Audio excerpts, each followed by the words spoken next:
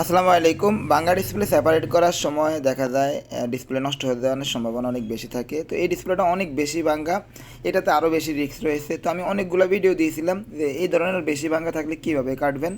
যেমন transparent tape লাগিয়ে কেটেছি, উল্টা করে ডিসপ্লে কেটেছি, একদিকে সুতা টেনে কেটেছি, বা সেপারেট মেশিন না লাগিয়ে শুধুমাত্র হট এয়ার গানের হাওয়া দিয়ে কেটে দেখিয়েছি।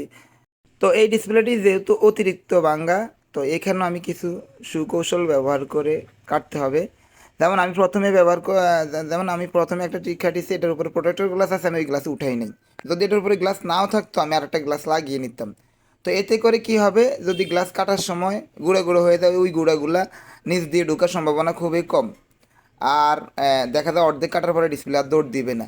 তো মোস্ট ইম্পর্টেন্ট একটা তথ্য হচ্ছে কাটা রয়ের ব্যবহার। মোটা ও চিকন কাটা রয়ের আমি দুই ধরনের সুতা ব্যবহার করি।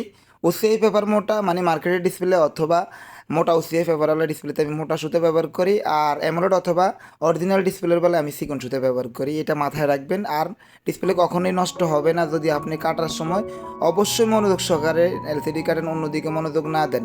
আর প্রথমে তো সুতা যখন আপনি এটা কাটা স্টার্ট করবেন, দুই দিক থেকে কাটতে পারেন, সামনে অথবা পিছে। যেদিকে বেশি ভাঙ্গা ওই সাইডটা আপনি নিচে রাখবেন, আর অল্প ভাঙ্গাটা থেকে কাটা স্টার্ট করবেন। আর আরেকটা কথা, সুতার মধ্যে যদি গ্লাস লেগে যায় ওই সুতা ফালাই দেবেন, নতুন করে স্টার্ট করবেন। ভিডিওটি ভালো লাগলে শেয়ার করে দেবেন, আমার পেজটি ফলো করে দেবেন।